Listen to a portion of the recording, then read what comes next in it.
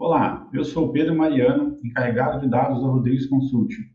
Nesse vídeo, eu vou apresentar a você um workshop sobre LGPD. Então, nele você vai ver um pouco sobre o que é a legislação e um pouco sobre a nossa metodologia de implementação. Eu deixei aqui embaixo do vídeo os nossos dados para contato. Na descrição também você vai encontrar. Vamos à apresentação. Eu sou o Pedro Mariano, encarregado de dados certificado da Rodrigues Consult, uma empresa nacional que atua com suporte de gestão empresarial em linhas muito específicas de atuação, como sistemas de gestão da qualidade, LGPD e Advisory. Na Rodrigues Consult, nos orgulhamos de realizar uma entrega de altíssimo nível, comparável às multinacionais, porém com preço regional que costuma ser um benefício para quem nos contrata.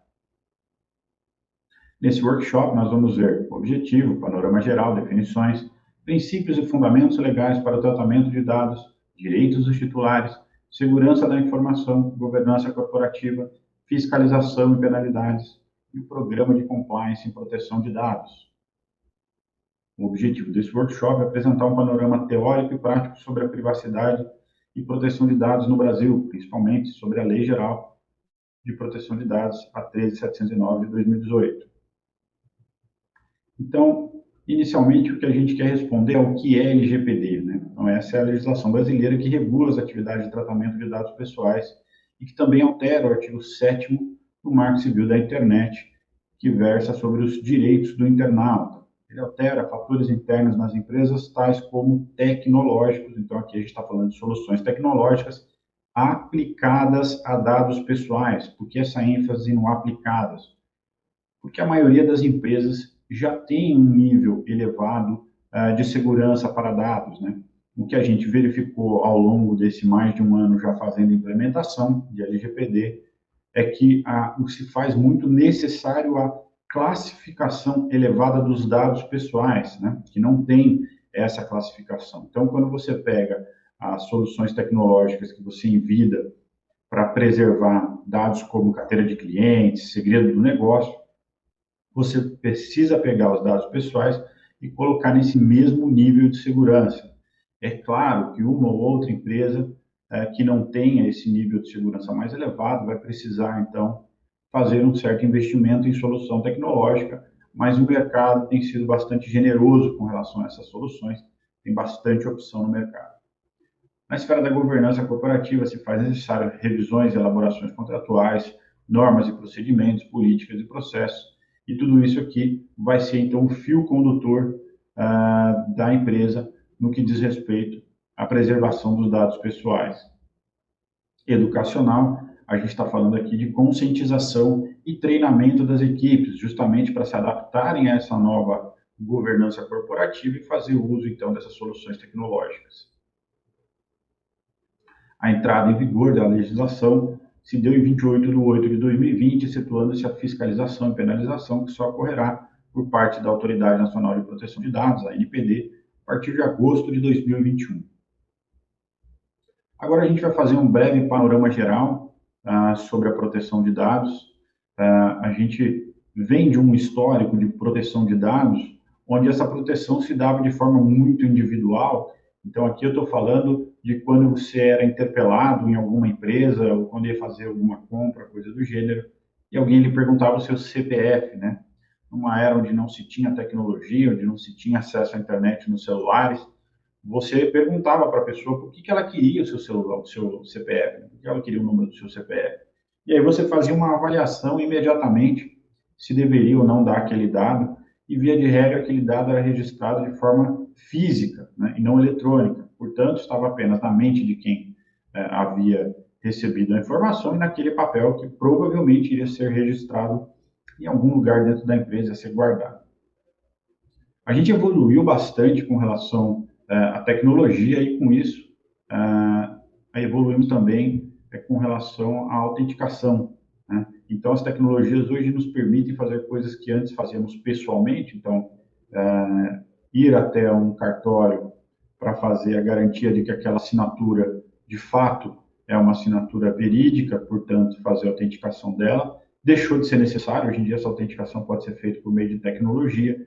Então, muita coisa mudou. As novas tecnologias nos permitem nos guiar por GPS, fazer uma live, enfim. Tem muita tecnologia envolvida no nosso dia a dia e, com isso, a gente também passou a fornecer os nossos dados pessoais a essas tecnologias com bastante frequência.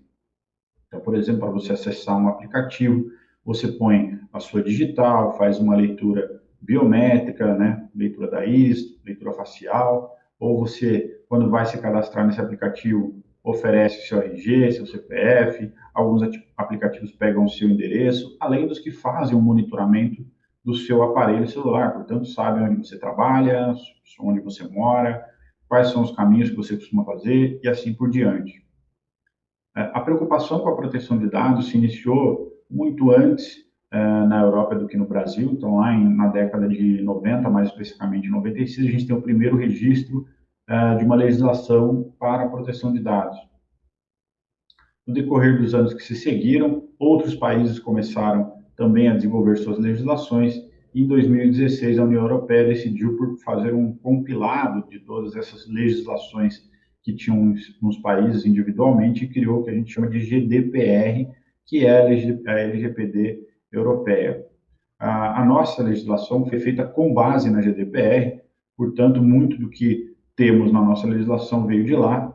A legislação europeia tem cerca de 160 páginas, porque já conta com muitas regulamentações, afinal de contas, foi aprovado em 2016 e entrou em vigor em 2018. Portanto, já teve muita regulamentação e aqui no Brasil ainda não. Então, nossa legislação tem 13 páginas e a NPD, agora em 2021, começou suas atividades no sentido de fazer essa regulamentação. Em 2021, agora, no começo do ano, a NPD divulgou aí o seu calendário bianual com todas as ações que ela pretende fazer no decorrer dos 2 anos que se seguem. Bom, o que a gente tem de proteção de dados pessoais no Brasil está nesse conjunto de normas e legislações, que estão LGPD, Marco Civil da Internet, Lei do Cadastro Positivo, Decreto do Comércio Eletrônico, Código de Defesa do Consumidor e demais normas setoriais. Agora a gente vai entrar nas definições de dados. Então, o que são dados pessoais? Os dados pessoais são aqueles dados que podem identificar direta ou indiretamente uma pessoa identificada ou identificação física. Então, um bom exemplo aqui seria RG, CPF. Isso são exemplos de dados diretos. Tem também os dados indiretos, que podem ser, por exemplo, a placa do seu carro, pela qual é possível chegar na sua identificação. Temos também os dados sensíveis. Esses dados são dados de cunho mais individual, mais pessoal, são dados como opção sexual, dados como orientação religiosa, dados como dados de saúde, né? Então, um exame de sangue, resultado do exame de sangue e assim por diante. Por fim, temos os dados de menores, que são a mesma coisa, né? Os mesmos dados sensíveis ou pessoais, porém de uma pessoa menor de idade. Então, o que a legislação trata aqui é a necessidade de um maior de idade responsável autorizando a coleta de dados do menor de idade. Agora nós vamos falar das definições dos principais papéis que trata a legislação. Então, o primeiro deles, o encarregado de dados, ou DPO, é o responsável, dentre algumas tarefas, as principais delas são contato com a NPD, então a legislação versa sobre esse contato, que vai ser feito sempre diretamente pelo encarregado de dados. Então, cada empresa precisa nomear o seu encarregado de dados e fazer publicidade dos dados de contato desse encarregado. É também interagir com os titulares de dados, que também coletarão essas informações de contato por meio de site ou outra forma de publicidade que a empresa escolher. É também o responsável por manter a empresa atualizada com relação às mudanças na legislação e também vai ser o responsável aí por garantir a correta implementação da legislação nas empresas. Temos também a figura do controlador, que é, via de regra, a empresa, porque é em nome deste controlador que se coletam os dados. Então, é o controlador que tem a base legal para a coleta de dados. Nós vamos falar mais adiante o que são bases legais, mas nós vamos ver que tem diversas, dentre elas a mais conhecida, que é a por consentimento. Então, o controlador é esta figura. Temos também a figura do processador ou operador. Operador, processador pode ser interno ou externo. O interno, que até para fins de exemplo, o processador interno, seria o profissional que trabalha no RH, né, e que coleta os dados de um novo colaborador, o controlador. Essa figura é o contratante, né, a empresa que contrata esse novo colaborador, CNPJ. E o operador ou processador terceiro pode ser aquela empresa de contabilidade que produz, então, a folha de pagamento da empresa e que, por consequência, coleta algum desses dados pessoais. Agora a gente vai falar sobre alguns princípios e fundamentos legais para tratamento de dados. O primeiro deles é a tutela da saúde. Então, uma consulta médica é um bom exemplo. Então, para fins de tutela da saúde, então o seu cardiologista pode manter lá uma série de registros médicos a seu respeito, não só de consultas, mas de exames também. O mesmo se aplica a hospitais. Proteção da vida ou incolumidade física. Então, aqui a gente está falando de alguns exemplos como emergência médica ou socorrista. Então, quando você entra às pressas precisando de um atendimento no hospital, as pessoas que estão te recebendo lá podem lhe perguntar seus dados pessoais a fim de fazer um atendimento adequado. A mesma coisa um socorrista na rua. Quando você sofre um acidente, ele vai te perguntar o seu nome, pedir telefone de contato, enfim, para fins de proteção da vida, não tem nenhuma restrição a essas coletas de dados. Lembrando, pessoal, que a coleta de dados precisa ser feita de forma que tenha um motivo, né? Então, para a proteção da vida, você vai ter um motivo, e esse motivo precisa ser muito específico, precisa ser muito claro, precisa auxiliar na proteção da vida. A administração pública, aqui a gente está falando dos órgãos governamentais, então todos eles, para atender às suas próprias demandas, legislações, podem fazer coleta de dados, e o direito de fazer coleta de dados não significa dizer que você não precisa proteger esses dados, né? Sempre lembrando que os dados precisam ser protegidos. Temos também a figura da obrigação legal ou regulatória. Aqui um bom exemplo é quando você coleta os dados do profissional que você contratou para oferecer uma prestação de contas aí ao Ministério do Trabalho, tá? Legítimo interesse do controlador ou de terceiro. Então, em apoio, por exemplo, à atividade do controlador ou à promoção da atividade do controlador, você pode fazer coleta de dados. Então, um exemplo bem prático aqui é quando alguém lhe pede orçamento, entra lá no seu site e se cadastra pedindo um orçamento de um serviço. Isso é apoio e promoção à sua atividade, à atividade da sua empresa. Portanto, você tem legítimo interesse em fazer este contato e coletar esses dados. Por fim, aqui a gente tem o consentimento de titular e contratação eletrônica. Ambas são figuras muito semelhantes, tem algumas diferenças pequenas para a contratação eletrônica, mas o consentimento do titular, basicamente, é quando você solicita ao titular consentimento para coletar os dados dele, tá? Então, quando você não tem nenhuma dessas outras bases legais, você usa o consentimento do titular. O consentimento do titular precisa ter algumas informações muito específicas, como quais serão os dados coletados, qual é o objetivo dessa coleta de dados, e qual será o tratamento feito com esse dado. E com o tratamento você também precisa informar quando será a deleção desses dados. Agora a gente vai falar então um pouco dos direitos dos titulares, né? Então a gente tem aqui a portabilidade, que é quando o titular decide por receber serviços, por exemplo, de um outro fornecedor, então ele pede que você faça a portabilidade de todos os seus dados para esse novo fornecedor. Então isso a lei garante a ele. Você, enquanto fornecedor, precisa ter um formulário padrão para fazer essa portabilidade para o novo fornecedor. A gente tem também a figura do acesso, que é quando o titular de dados solicita acesso a todos os dados pessoais que você tem para oferecer a ele. Então, tudo isso aqui acontece por intermédio do DPO, e é ele quem vai auxiliar a empresa a fazer isso, mas também se faz necessário um formato padrão aí para a oferta desses dados no acesso. A retificação também é quando o titular de dados solicita que você mude algum dado dentre os dados que você coletou dele. Então, um exemplo prático seria os dados do endereço. O titular de dados se mudou e solicitou a retificação dos dados para um novo endereço. Cancelamento é quando o titular de dados decide que não quer mais manter os seus dados pessoais à disposição para a empresa. Então, ele solicita o cancelamento desses dados, então a empresa precisa pagar eles por completo. É claro que isso só vai acontecer se o relacionamento comercial financeiro tivesse encerrado também. Existe aqui a figura da oposição. O que é a oposição? é quando o titular de dados, por exemplo, ofereceu um consentimento para ação de marketing, e aí ele fica incomodado com aquele marketing que está sendo feito, ele acha que é muito, que está recebendo todos os dias e-mail, então ele entra em contato com o controlador por intermédio do DPO e solicita a oposição a esses dados pessoais que foram ofertados para marketing. Temos a revisão de decisões automatizadas, então também é um direito do titular solicitar essa revisão. Então, um exemplo bastante prático aqui é quando você tem aí aquela oferta de empréstimo que se dá de forma automatizada pelo algoritmo, né? Então, você entra no banco, lá está lá disponível para você valor, parcelas e até taxa de juros, né? Então, esse é um bom exemplo de uma decisão automatizada. E, por fim, a possibilidade de auditoria de algoritmo, né? E a proteção da propriedade intelectual do controlador. Então, aí existe a possibilidade do titular de dados pedir para fazer uma auditoria no seu algoritmo.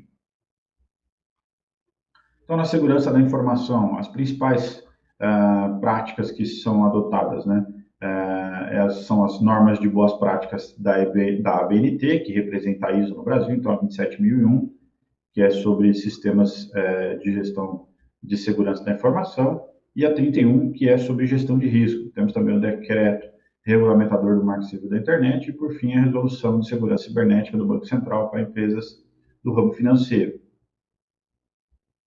Aqui a gente vai entrar um pouco na esfera da governança corporativa, então algumas mudanças que vão impactar essa esfera. Então a primeira delas é a governança de TI, que passa a ter uma necessidade de estar muito mais documentado e produzindo evidências da segurança que faz. Então aqui a necessidade da instauração de um PSI, que é Política de Segurança da Informação, Política de Classificação de Dados, de gestão de ativos da informação, enfim, uma série de políticas e procedimentos e normas que vai conduzir, então, o TI e toda a empresa na proteção desses dados. E por que o foco no TI? Porque hoje em dia, boa parte dos dados pessoais na maioria das empresas está nesse meio, né, no meio tecnológico, no meio digital. Previsões contratuais, como a gente já havia falado, então, a necessidade de revisão dos contratos, sugestão para que nossos fornecedores revisem seus contratos, adotem LGPD, a possibilidade de enviar também um questionário para esses fornecedores para validar se eles estão adequados, se eles estão se adequando, e por fim, produção de aditivos de contrato para os contratos atuais e a produção de novos contratos prevendo então a legislação, ou seja, novas cláusulas. Ainda falando sobre governança, a necessidade da notificação de incidentes. Então, a gente tem a necessidade da notificação de incidente quando ela acontece internamente, ou seja, notificar esse acidente interno, porque um incidente de segurança pode ser identificado pela equipe de TI, por um sniffer, enfim, por qualquer outra solução tecnológica, ou pode ser notificado internamente por um usuário, né, por um profissional que trabalha na empresa.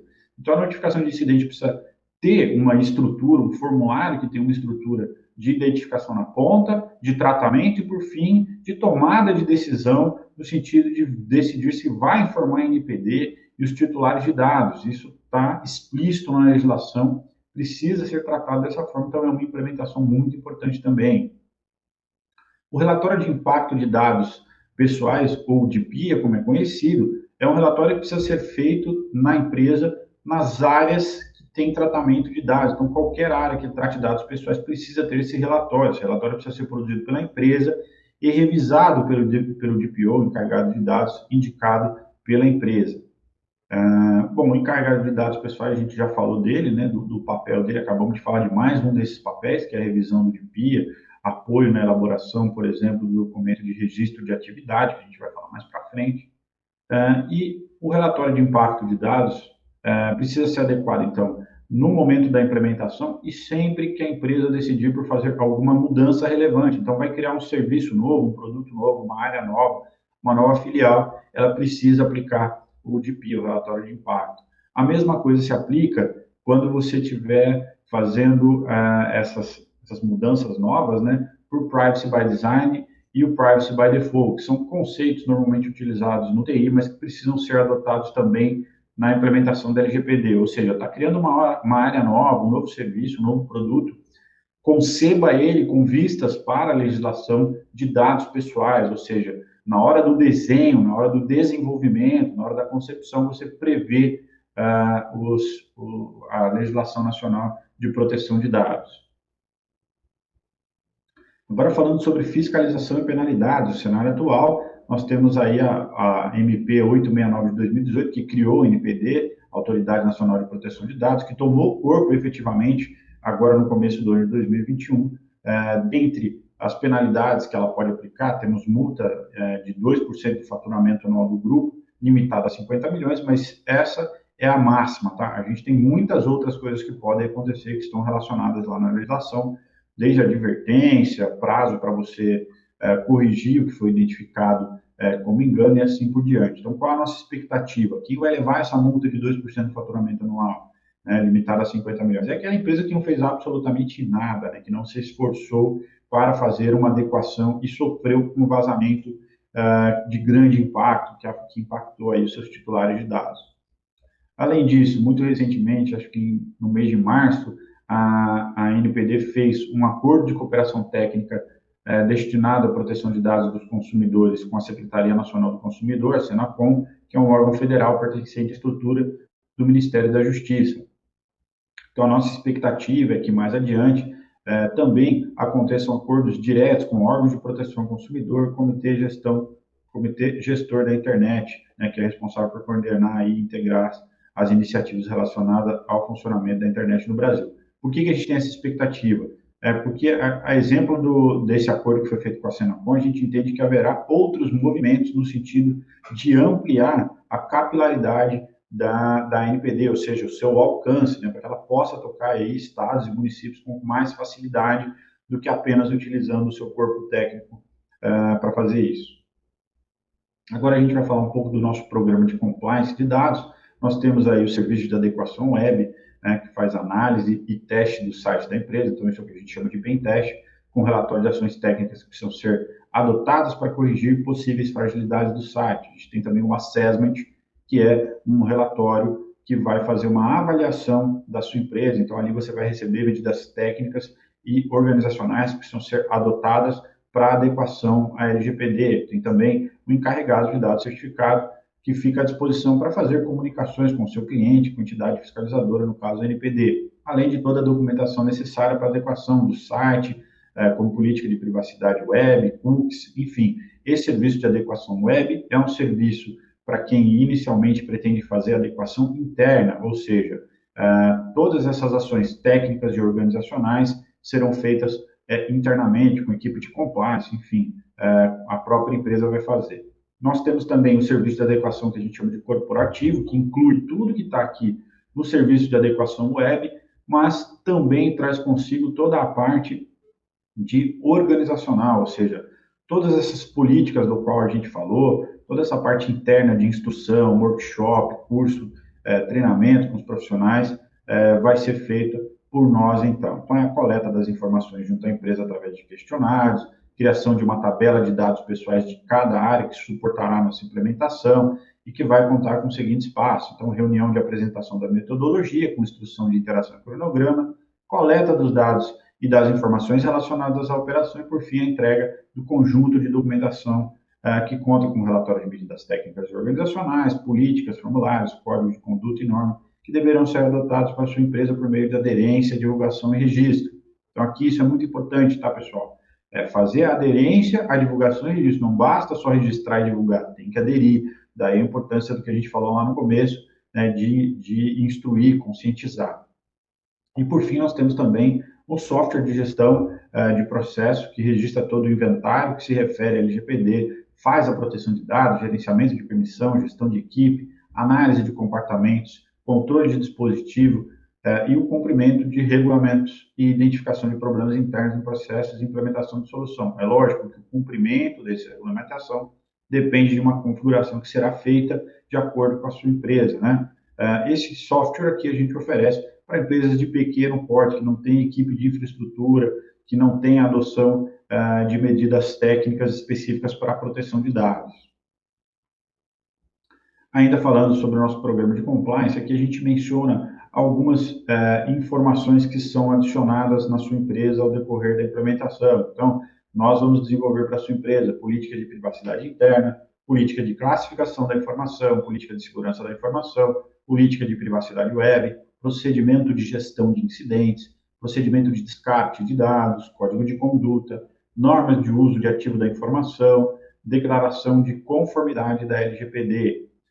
Na esfera de mapeamento de dados, nós vamos fazer o mapa ou inventário de dados da sua empresa, ou seja, todos os dados pessoais serão identificados e mapeados. Vamos fazer também o registro de atividade de controlador e processador. Esse registro é feito pela empresa, mas nós vamos apoiar, oferecer formulário, ensinar como fazer e depois revisar. Relatório de consultoria da LGPD, a gente já falou dele, né, com medidas técnicas e organizacionais. Lembrando que as medidas técnicas, ou seja, a adoção de medidas para controle na sua infraestrutura, por exemplo, fica a seu cargo. Então, se a empresa precisar contratar um firewall, um antivírus, um sniffer, ou enfim, qualquer coisa do gênero, fica a critério da empresa fazer essa contratação, nós vamos indicar, mas a empresa precisa enviar esforços financeiros para tal. Relatório de avaliação de impacto de dados, a gente já falou dele também, a gente vai oferecer, ensinar, preencher e vai fazer a revisão também.